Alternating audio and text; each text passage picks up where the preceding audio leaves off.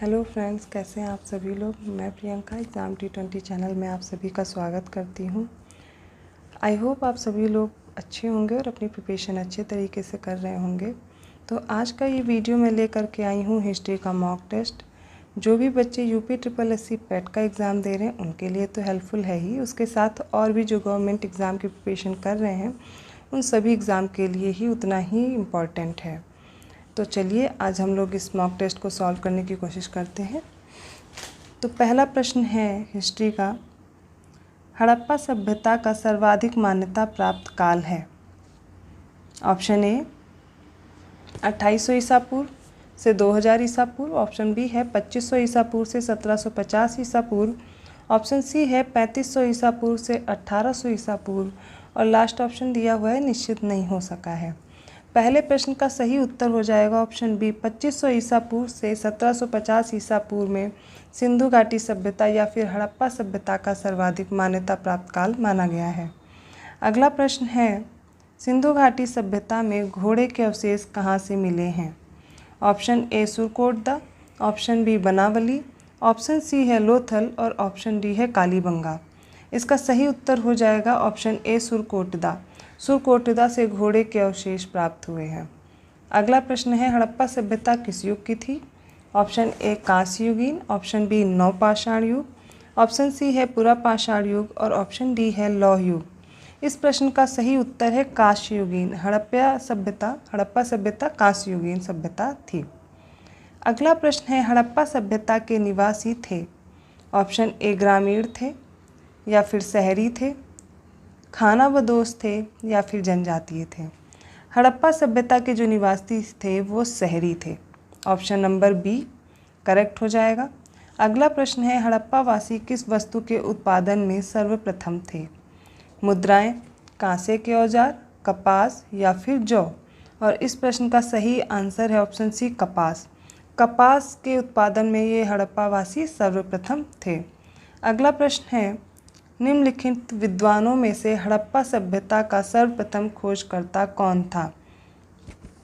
Option A sir John Marshall, option B RD Banerjee, option C है A Cunningham या फिर option D Dayaram Sahni. तो दयाराम साहनी हड़प्पा सभ्यता के सर्वप्रथम खोजकर्ता थे। इन्होंने हड़प्पा सभ्यता की सबसे पहले खोज की थी। अगला प्रश्न है, सिंधु सभ्यता का पत्तनगर या पत्तन नगर बंदरगाह जिसे बोलते हैं वो कौन सा था। Option A Kalibangan, option B Lothal, option C Ropar या फिर मोहनजोदड़ो। ऑप्शन नंबर बी इसका करेक्ट हो जाएगा लोथल, जो कि गुजरात में है। ये सिंधु घाटी सभ्यता का बंदरगाह था। अगला प्रश्न है,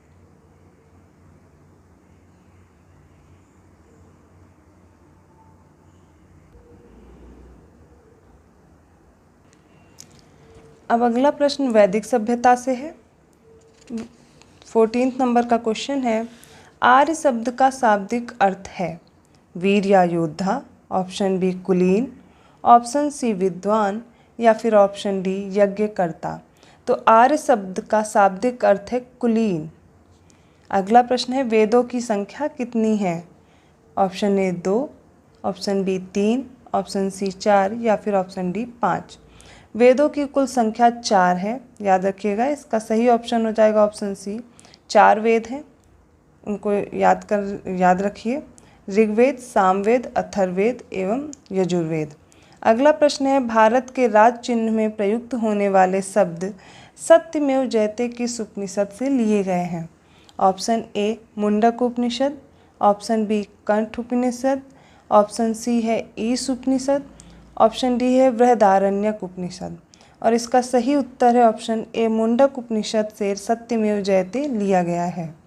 अगला प्रश्न है, भारतीय संगीत का आदि ग्रंथ कहा जाता है। ए ऋग्वेद, बी उपनिषद, सी यजुर्वेद या डी सामवेद। तो भारतीय संगीत का आदि ग्रंथ सामवेद को कहा जाता है। ऑप्शन डी करेक्ट हो जाएगा। प्रथम विधि निर्माता कौन है। अगला प्रश्न है, मनु, चाणक्य, चंद्रगुप्त या सेल्यूकस। इसका सही उत्तर हो जाएगा मनु। प्रथम विधि निर्माता मनु को माना जाता है। अगला प्रश्न है, पुराणों की संख्या कितनी है। Option A 18, option B 19, option C 20 या फिर ऑप्शन डी 21। तो इसका सही उत्तर हो जाएगा ऑप्शन ए 18। पुराणों की संख्या 18 है। अगला प्रश्न है अस्तो मा सद्गमय कहाँ से लिया गया है? Option A Rigveda, option B Yajurveda, option C Samaveda या फिर ऑप्शन डी अथर्ववेद। और इस प्रश्न का सही उत्तर है ऑप्शन ए ऋग्वेद से अस्तो मा सद्गमय लिया गया है। अगला प्रश्न देखते हैं। 21वें नंबर का क्वेश्चन है ऋग्वेद का कौन सा मंडल पूर्णतः सोम को समर्पित है? ऑप्शन ए 7वां मंडल, ऑप्शन बी 8वां मंडल, ऑप्शन सी 9वां मंडल या फिर ऑप्शन डी 10वां मंडल।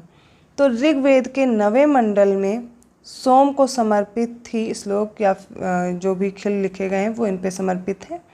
अगला प्रश्न है गायत्री मंत्र किस पुस्तक में मिलता है? ये मिसप्रिंट हो गया है। गायत्री मंत्र है। गायत्री मंत्र कहाँ से लिया गया है? ऋग्वेद से या फिर यजुर्वेद में, उपनिषद में या फिर भगवद गीता में। तो गायत्री मंत्र ऋग्वेद में मिलता है। अगला प्रश्न है कपिल मुनि द्वारा प्रतिपादित दार्शनिक प्रणाली है?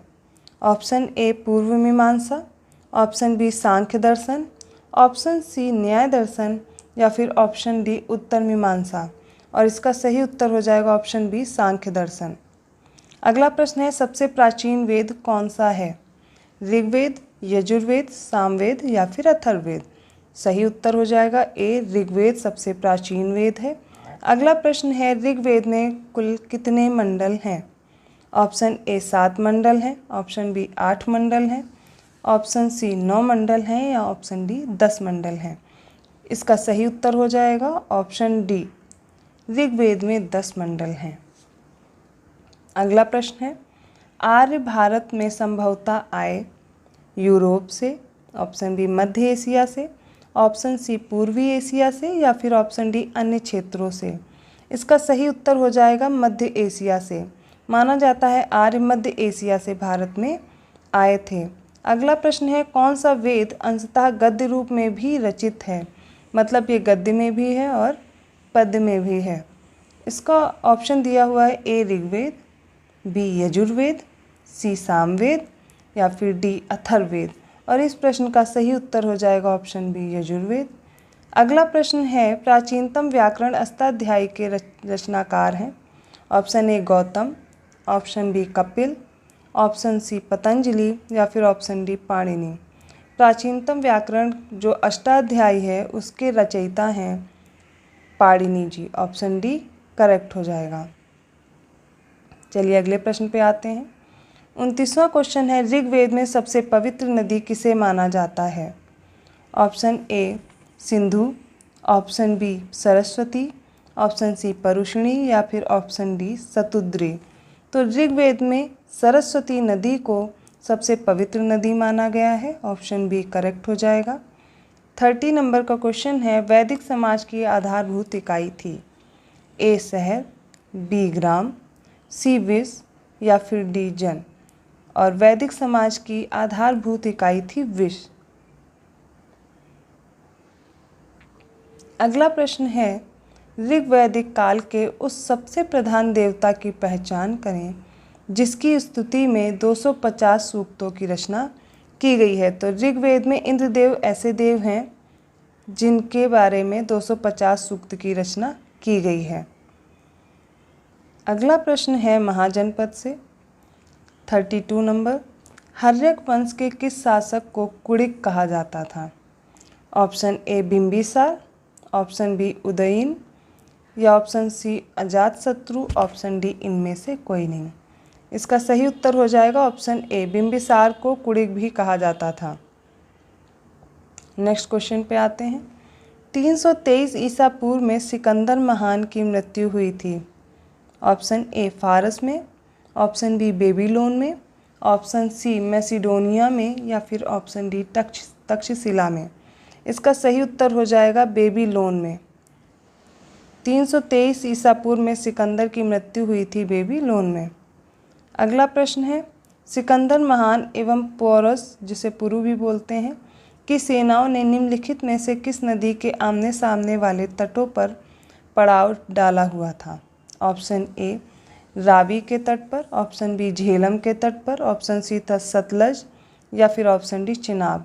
तो झेलम नदी के तट पर सिकंदर और पोरुस ने क्या है अपने पड़ाव डाले हुए थे।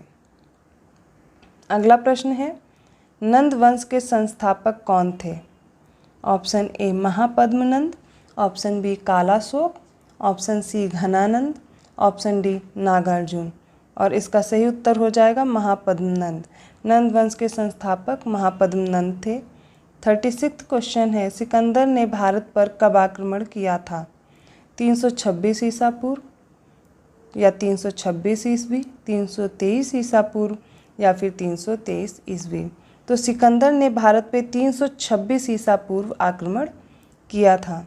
अगले प्रश्न पे आते हैं, किस शासक द्वारा सर्वप्रथम पाटलिपुत्र का राजधानी के रूप में चयन किया गया? ऑप्शन ए है अजातशत्रु द्वारा, ऑप्शन बी कालाशोक द्वारा, ऑप्शन सी उदयन द्वारा या फिर कनिष्क के द्वारा। तो उदयन के द्वारा सर्वप्रथम पाटलिपुत्र को राजधानी के रूप में चयनित किया गया था। अगला प्रश्न है, नंद वंश के अंतिम सम्राट कौन थे? Option A Mahapadmananda, option B Ghanananda, option C Kalashoka या फिर ऑप्शन डी इनमें से कोई नहीं। तो इस प्रश्न का सही उत्तर हो जाएगा घनानंद। नंद वंश के अंतिम सम्राट घनानंद थे। अगला प्रश्न है, सिकंदर के आक्रमण के समय उत्तर भारत पर निम्नलिखित में से किस राजवंश का शासन था? इस प्रश्न के ऑप्शन देख लेते हैं। नंद वंश, मौर्य वंश, शुंग वंश या फिर कण्व वंश। याद रखिएगा, इसका सही उत्तर हो जाएगा नंद वंश।